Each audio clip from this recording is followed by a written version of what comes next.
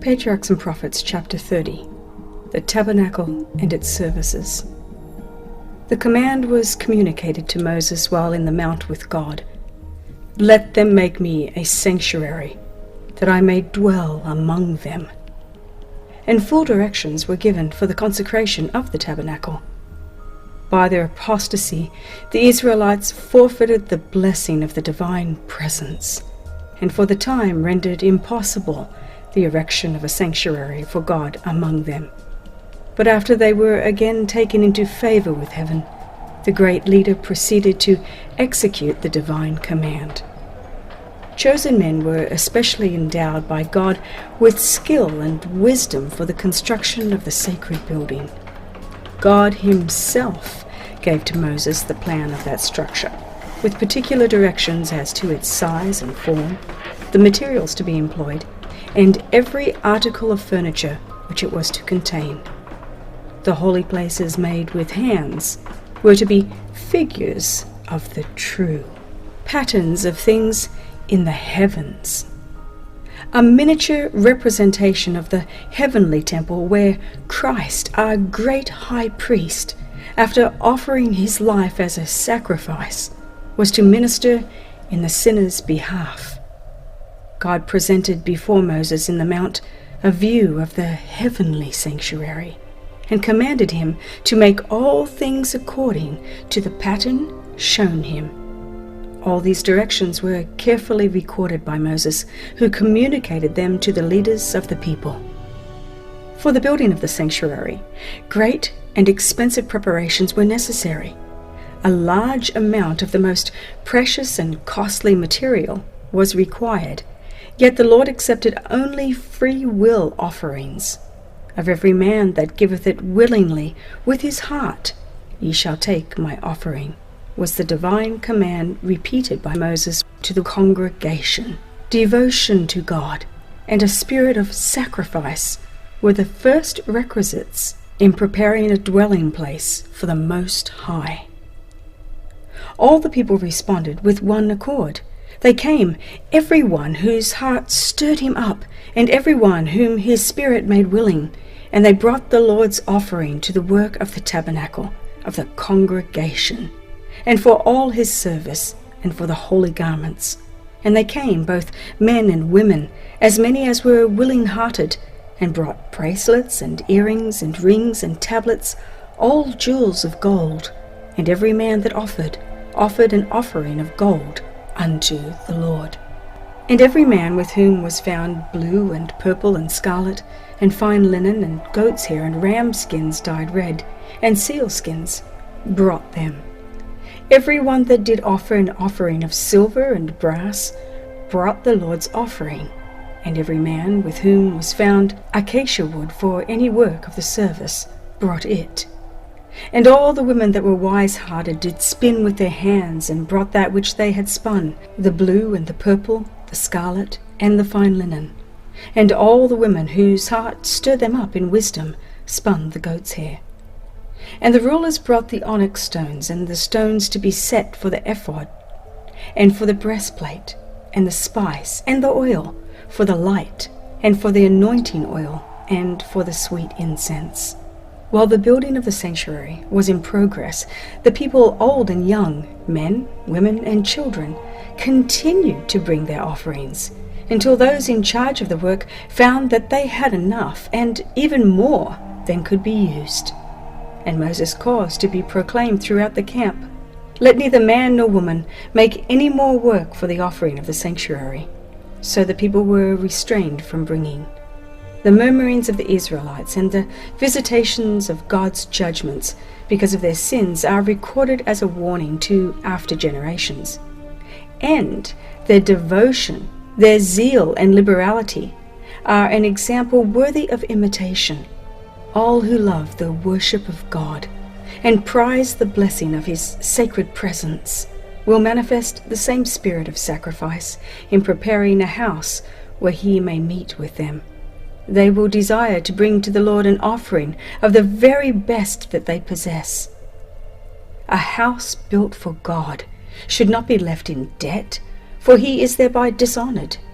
An amount sufficient to accomplish the work should be freely given, that the workman may be able to say, as did the builders of the tabernacle, "Bring no more offerings."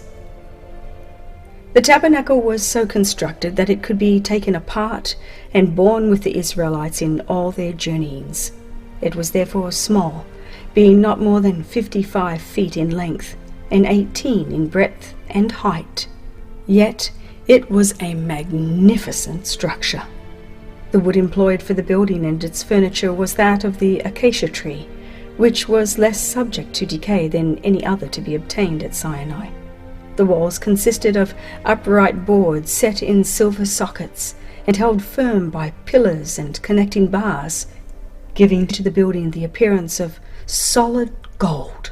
The roof was formed of 4 sets of curtains, the innermost of fine twined linen, and blue and purple and scarlet, and the cherubim of cunning work. The other 3 respectively were of goat's hair, ram skins dyed red, and seal skins, so arranged as to afford complete protection. The building was divided into 2 apartments by a rich and beautiful curtain or veil, suspended from golden-plated pillars, and a similar veil closed the entrance of the first apartment. These, like the inner covering which formed the ceiling, were of the most gorgeous colors, blue, purple, and scarlet, beautifully arranged, while inwrought with threads of gold and silver were cherubim to represent the angelic host who are connected with the work of the heavenly sanctuary, and who are ministering spirits to the people of God on earth. The sacred tent was enclosed in an open space called the court, which was surrounded by hangings or screens of fine linen, suspended from pillars of brass. The entrance to this enclosure was at the eastern end. It was closed by curtains of costly material and beautiful workmanship, though inferior to those of the sanctuary. The hangings of the court being only about half as high as the walls of the tabernacle, the building could be plainly seen by the people without. In the court and nearest the entrance stood the brazen altar of burnt offering. Upon this altar were consumed all the sacrifices made by fire unto the Lord, and its horns were sprinkled with the atoning blood. Between the altar and the door of the tabernacle was the laver, which was also of brass, made from the mirrors that had been the freewill offering of the women of Israel. At the laver the priests were to wash their hands and their feet whenever they went into the sacred apartments or approached the altar to offer a burnt offering unto the Lord.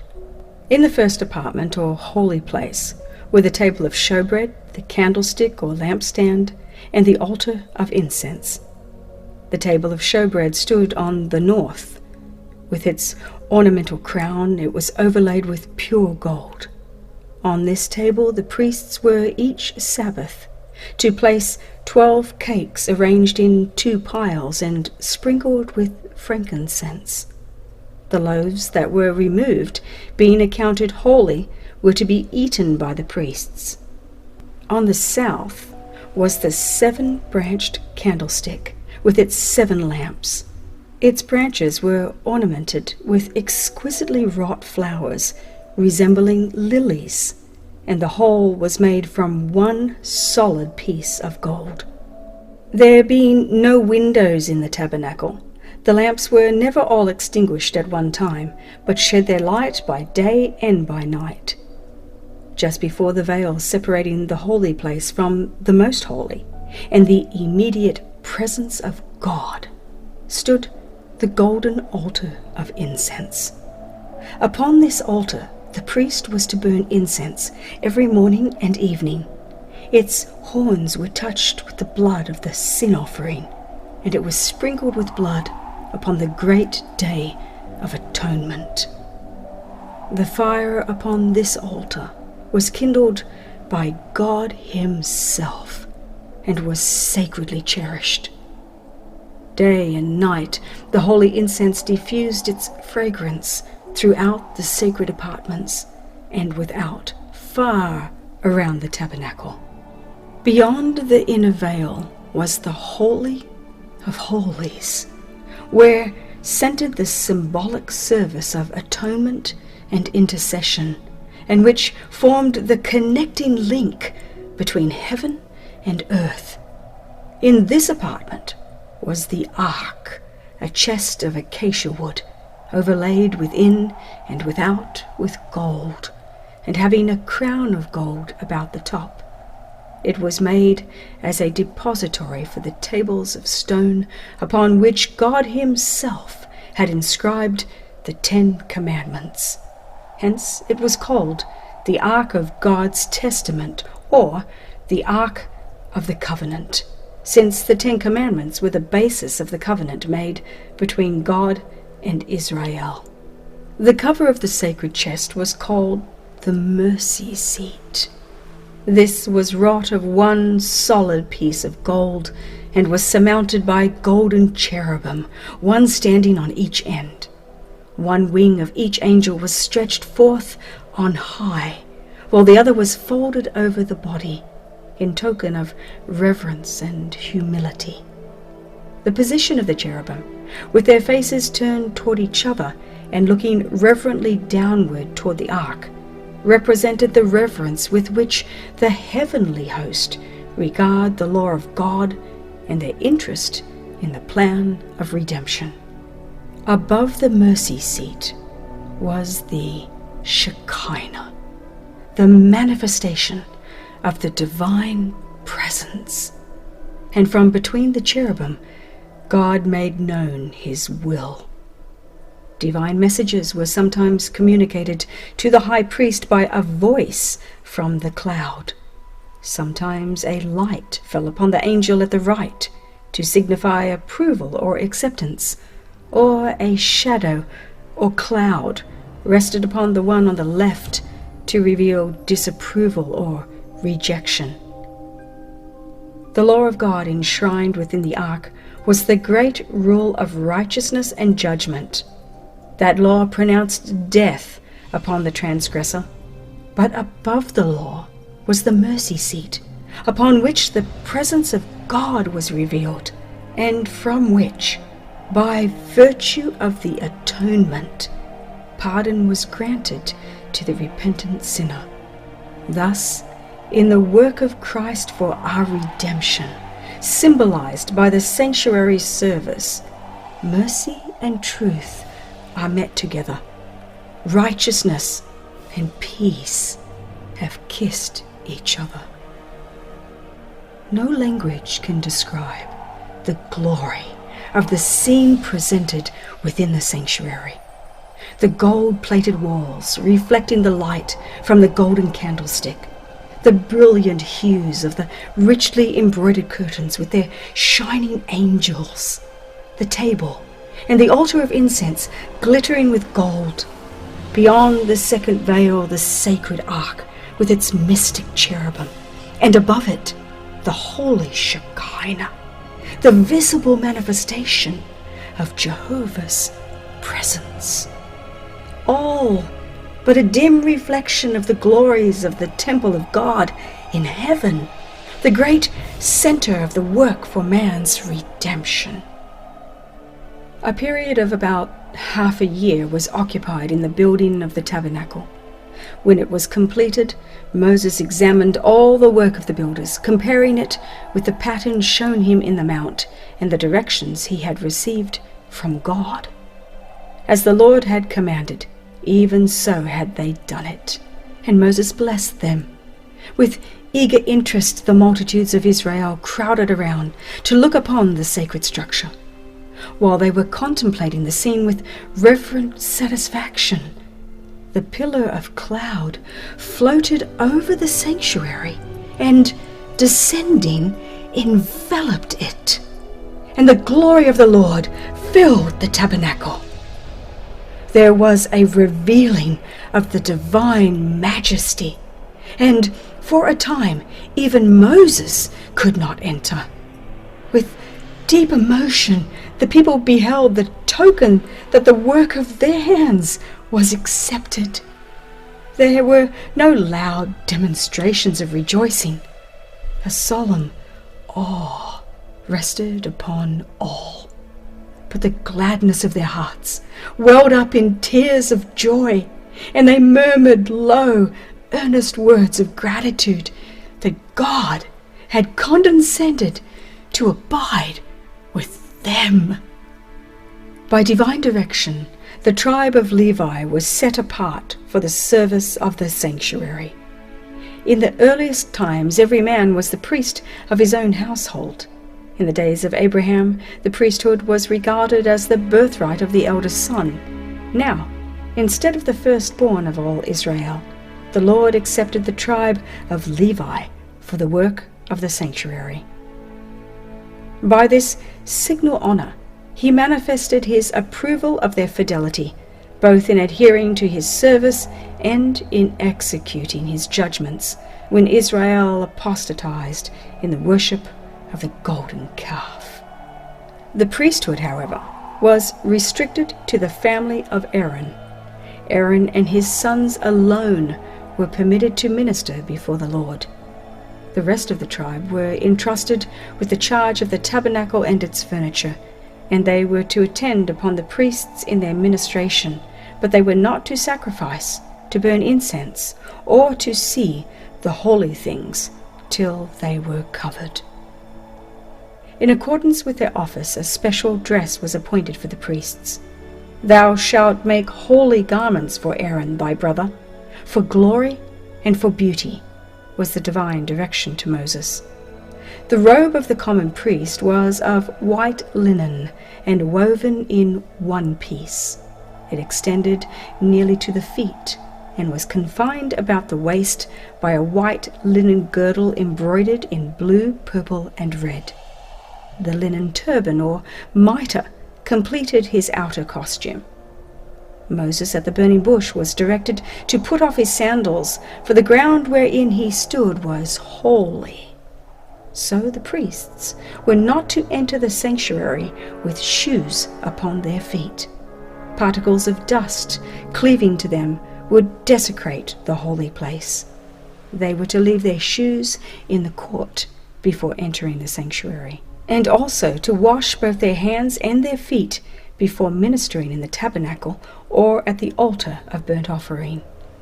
Thus was constantly taught the lesson that all defilement must be put away from those who would approach into the presence of God.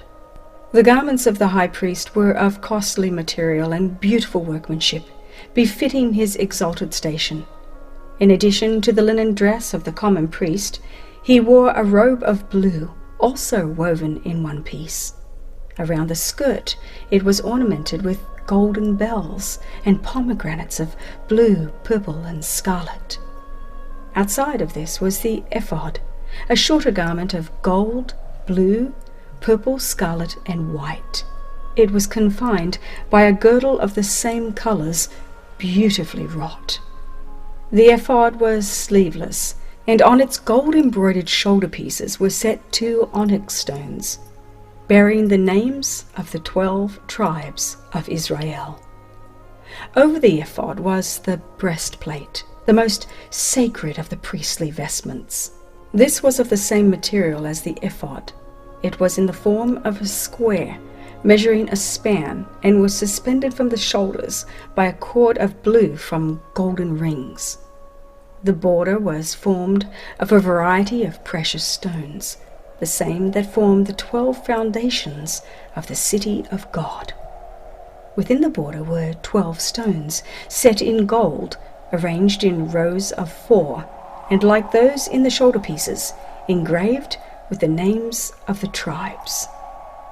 The Lord's direction was, Aaron shall bear the names of the children of Israel in the breastplate of judgment upon his heart when he goeth in unto the holy place, for a memorial before the Lord continually. So Christ, the great high priest, pleading his blood before the Father in the sinner's behalf, bears upon his heart the name of every repentant, believing soul.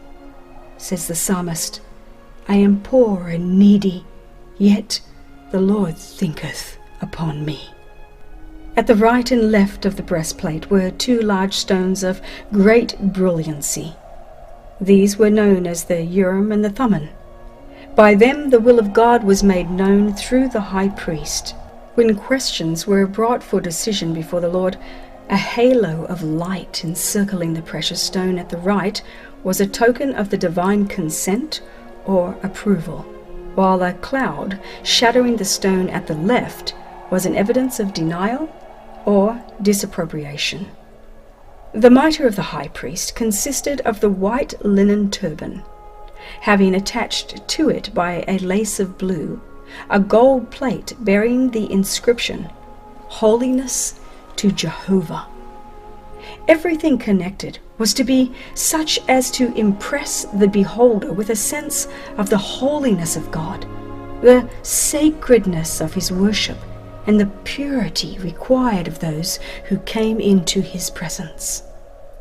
Not only the sanctuary itself, but the ministration of the priests was to serve unto the example and shadow of heavenly things.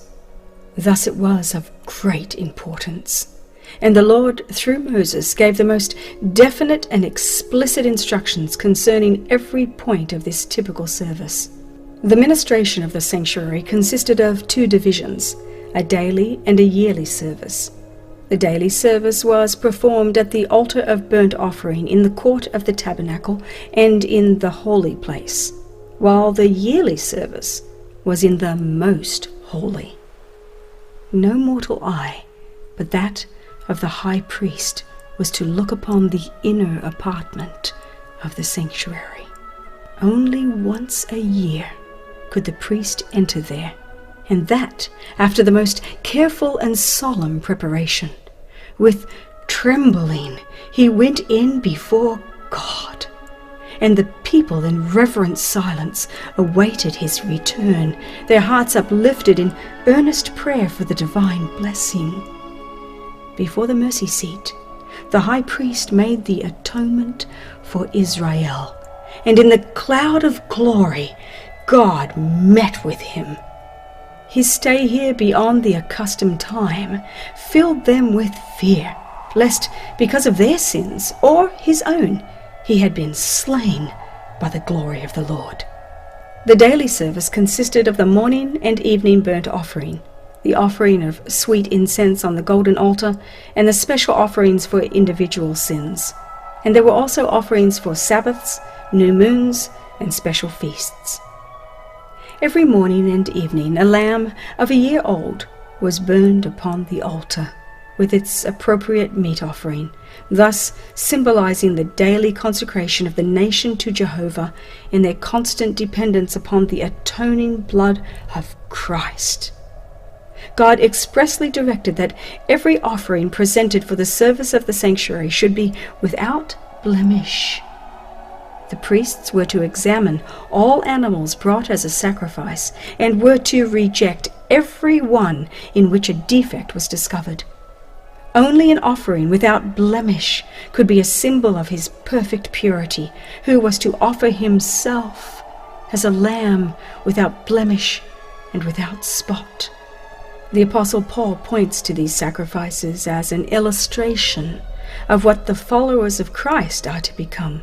He says, "I beseech you therefore, brethren, by the mercies of God, that ye present your bodies a living sacrifice, holy, acceptable unto God, which is your reasonable service." We are to give ourselves to the service of God, and we should seek to make the offering as nearly perfect as possible. God will not be pleased with anything less than the best we can offer. Those who love him with all the heart will desire to give him the best service of the life, and they will be constantly seeking to bring every power of their being into harmony with the laws that will promote their ability to do his will. In the offering of the incense, the priest was brought more directly into the presence of God than in any other act of the daily ministration. As the inner veil of the sanctuary did not extend to the top of the building, the glory of God, which was manifested above the mercy seat, was partially visible from the first apartment. When the priest offered incense before the Lord, he looked toward the ark, and as the cloud of incense arose, the divine glory descended upon the mercy seat and filled the most holy place, and often so filled both apartments that the priest was obliged to retire to the door of the tabernacle. As in that typical service, the priest looked by faith to the mercy seat, which he could not see. So the people of God are now to direct their prayers to Christ, their great high priest, who, unseen by human vision, is pleading in their behalf in the sanctuary above. The incense ascending with the prayers of Israel represents the merits and intercession of Christ, his perfect righteousness, which through faith is imputed to his people, and which can alone make the worship of sinful beings acceptable to God. Before the veil of the most holy place was an altar of perpetual incense. Before the holy, an altar of continual atonement. By blood and by incense, God was to be approached, symbols pointing to the great mediator, through whom sinners may approach Jehovah, and through whom alone mercy and salvation can be granted to the repentant, believing soul. As the priests morning and evening entered the holy place at the time of incense, the daily sacrifice was ready to be offered upon the altar in the court without. This was a time of intense interest to the worshippers who assembled at the tabernacle. Before entering into the presence of God through the ministration of the priest, they were to engage in earnest searching of heart and confession of sin. They united in silent prayer with their faces toward the holy place. Thus their petitions ascended with the cloud of incense, while faith laid hold upon the merits of the promised Saviour, prefigured by the atoning sacrifice. The hours appointed for the morning and the evening sacrifice were regarded as sacred, and they came to be observed as the set time for worship throughout the Jewish nation. And when in latter times the Jews were scattered as captives in distant lands, they still at the appointed hour turned their faces toward Jerusalem and offered up their petitions to the God of Israel. In this custom, Christians have an example for morning and evening prayer.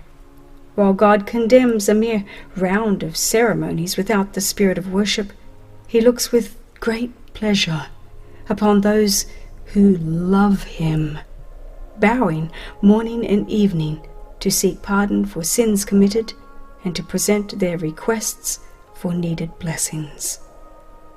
The showbread was kept ever before the Lord as a perpetual offering. Thus it was a part of the daily sacrifice. It was called showbread, or bread of the presence, because it was ever before the face of the Lord. It was an acknowledgement of man's dependence upon God for both temporal and spiritual food, and that it is received only through the mediation of Christ. God had fed Israel in the wilderness with bread from heaven, and they were still dependent upon his bounty, both for temporal food and spiritual blessings. Both the manna and the showbread pointed to Christ, the living bread, who is ever in the presence of God for us. He himself said, "I am the living bread which came down from heaven."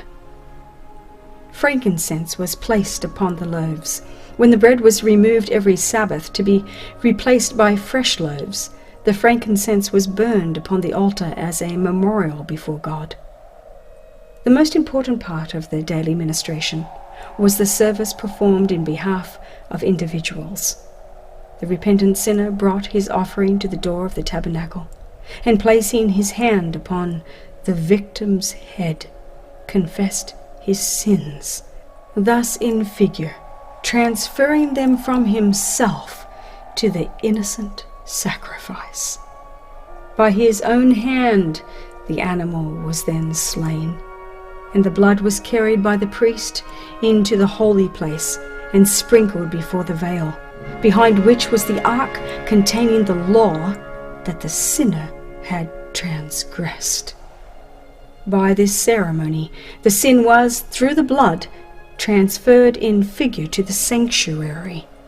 In some cases, the blood was not taken into the holy place, but the flesh was then to be eaten by the priest, as Moses directed the sons of Aaron, saying, God hath given it to you to bear the iniquity of the congregation.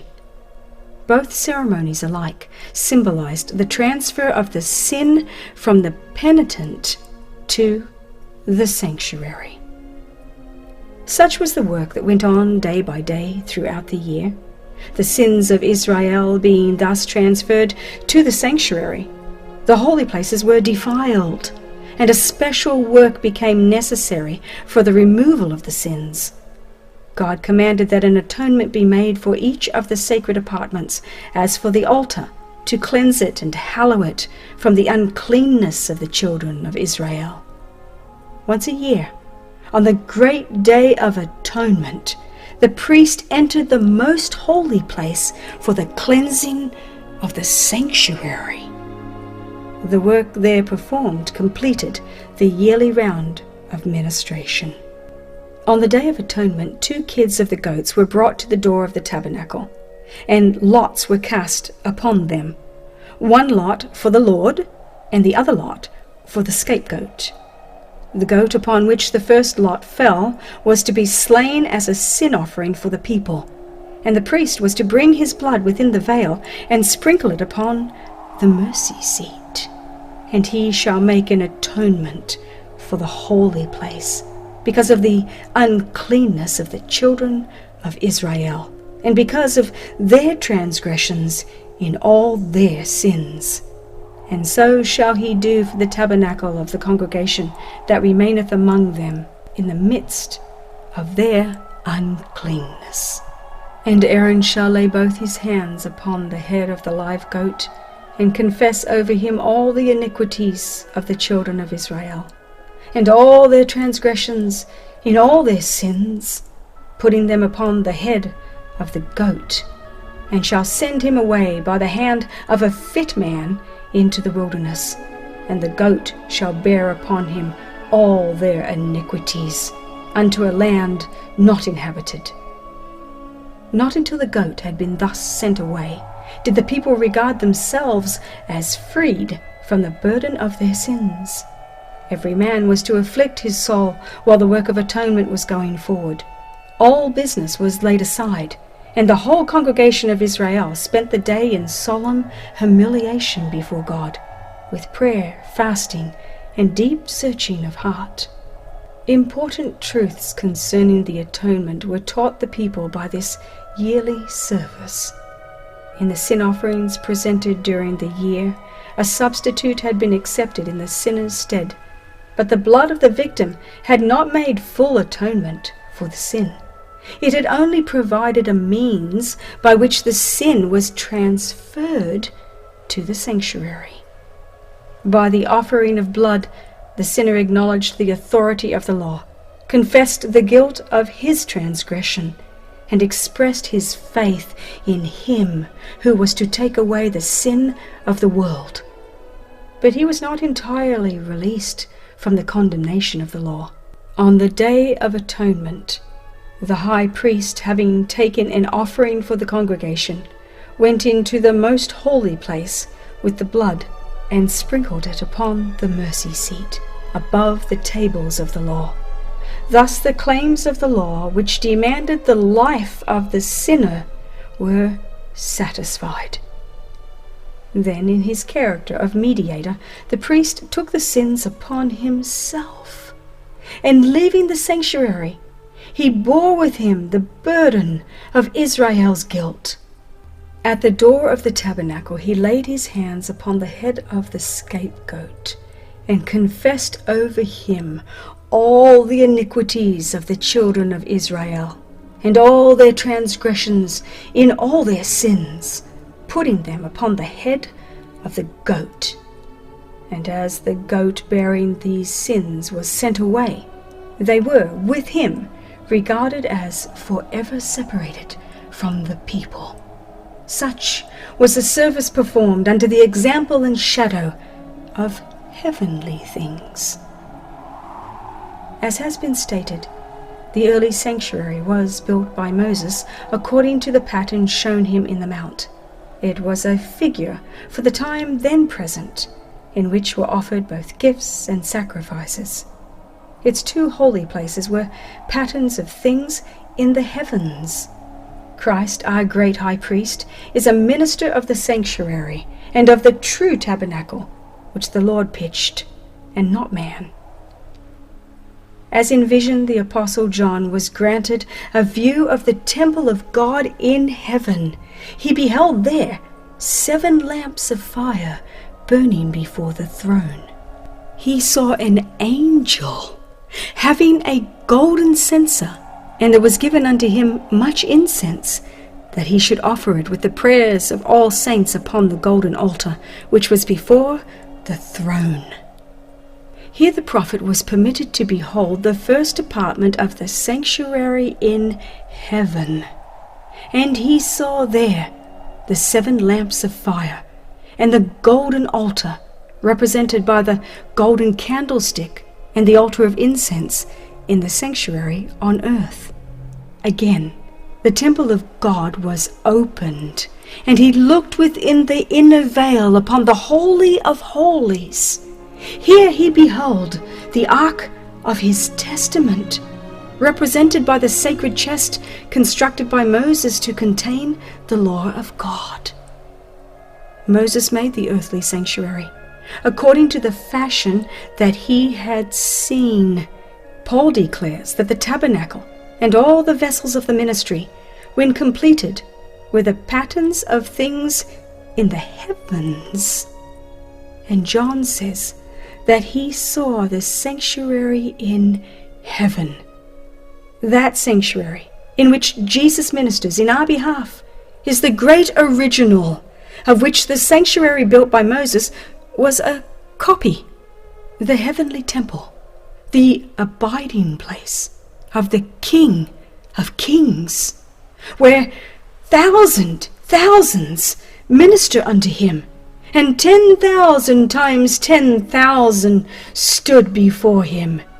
That temple filled with the glory of the eternal throne, where seraphim, its shining guardians, veil their faces in adoration. No earthly structure could represent its vastness and its glory.